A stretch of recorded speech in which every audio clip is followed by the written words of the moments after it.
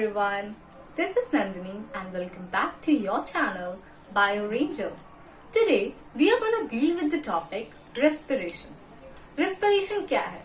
It is the breakdown of food to get energy or to produce energy. Now many of you might question, तो फिर respiration और digestion में difference क्या है?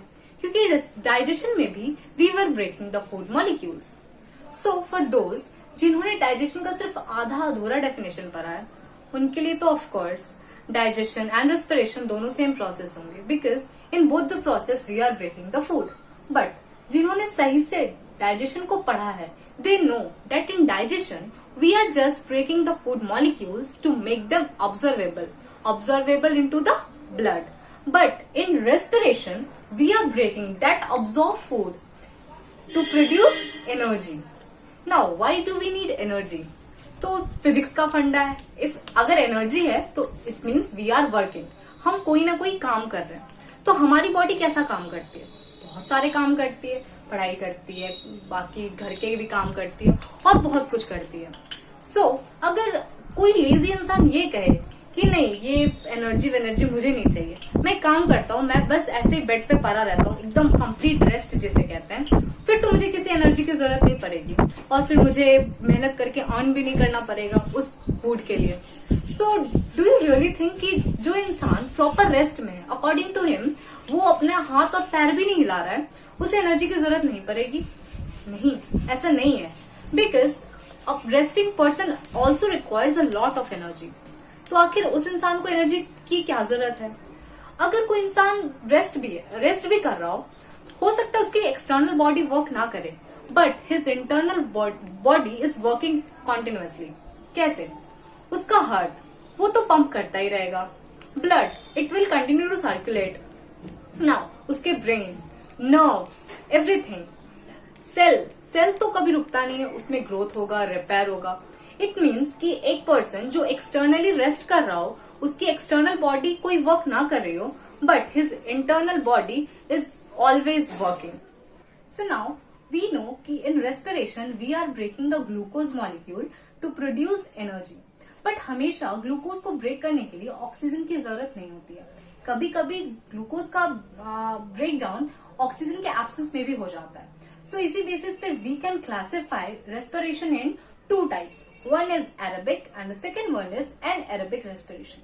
Aerobic respiration occurring in presence of oxygen and anaerobic means respiration occurring in absence of oxygen. So in normal cases of human beings and animals क्या होता है? We have sufficient amount of oxygen. तो हमारे case में glucose का complete breakdown होगा into carbon dioxide, water and energy will be released. But glucose directly convert नहीं हो जाता एनर्जी में. पहले ग्लूकोज का ब्रेकडाउन होगा इनटू पायरुविक एसिड और पायरुवेट. ग्लूकोज एक 6 कार्बन मॉलिक्यूल है, उसका कन्वर्जन होगा 3 कार्बन मॉलिक्यूल जिसे पायरुवेट कहते हैं और इस प्रोसेस को क्या बोलते हैं? Glycolysis. Glyco means glucose, lysis means टूटना और ये होता का हमारे साइटोप्लाज्म में. तो चाहे ऑर्गेनिज्म एरोबिकली रिस्पायर कर रही हो या एनएरोबिकली, ये प्रोसेस हर जगह कॉमन होगा. इस प्रोसेस को देख के कोई नहीं बता सकता कि आगे रेस्पिरेशन कैसा होने वाला है. बट इन केस अगर ये ऑर्गेनिज्म ईस्ट है तो उसे ऑक्सीजन की कोई जरूरत नहीं है. तो वहां पे पायरुविक एसिड का ब्रेकडाउन होगा into ethanol, carbon dioxide and energy will be released. और इसी प्रोसेस को ईस्ट के रेस्पिरेशन को फर्मेंटेशन भी कहते हैं. नाउ यहाँ पे एथेनॉल का प्रोडक्शन हो रहा है. एथेनॉल क्या है? It is an alcohol. So yeast is also used in production of alcohol. Now, what else is producing? Carbon dioxide. Carbon dioxide का यूज किया जाता है ब्रेड प्रोडक्शन में. ब्रेड में कार्बन डाइऑक्साइड ट्रैप हो जाता है जिसकी वजह से ब्रेड बहुत ज्यादा फ्लफी और स्पॉन्जी होता है. That's why yeast is also known as baker's yeast और brewer's yeast. और साथ साथ एनर्जी का प्रोडक्शन तो हो ही रहा है.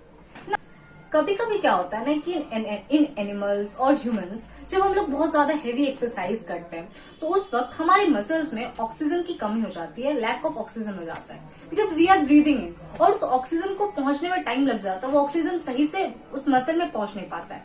But if you are exercising, अगर आप एक्सरसाइज कर रहे हो तो फिर एनर्जी की तो जरूरत है.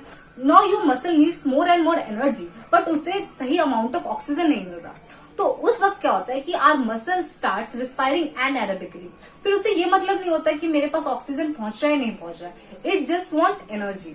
सो उस वक्त क्या होता है कि हमारे मसल में this pyruvic acid get converted into lactic acid and energy is released. अब ये लैक्टिक एसिड बन गया, बट बनना क्या था हमारे पास? कार्बन डाइऑक्साइड एंड वाटर, क्योंकि हमारा ब्लड किसे ट्रांसपोर्ट करेगा? कार्बन डाइऑक्साइड को, वाटर को। अब इस लैक्टिक एसिड को ट्रांसपोर्ट करने के लिए हमारे पास तो कुछ है नहीं, ऐसा समझ लो कि कोई व्हीकल ही नहीं है जो इसे ट्रांसपोर्ट कर सके। So this will get accumulated in the muscle itself. अब ये मसल में ही रह गया, तो इसके वजह से हमें क्या होगा? पेन होगा। नाउ जब हमें क्रैम्प्स आ जाते हैं तो what we use to do? We use hot water massage. Accumulation of lactic acid is known as cramps. अब जब ये क्रैम्प आ गया आपके मसल में, so we do hot water massage. Hot water massage क्या करता है कि ब्लड के सर्कुलेशन को तेज कर देता है। अब ब्लड का सर्कुलेशन अगर सही से होने लग जाएगा तो ऑक्सीजन सही अमाउंट में उस मसल तक पहुंच पाएगी। Now this oxygen will break this lactic acid into carbon dioxide and water. Now your blood can transport this carbon dioxide and water and it will be thrown out of the body. So sometimes we humans, animals also respire anaerobically.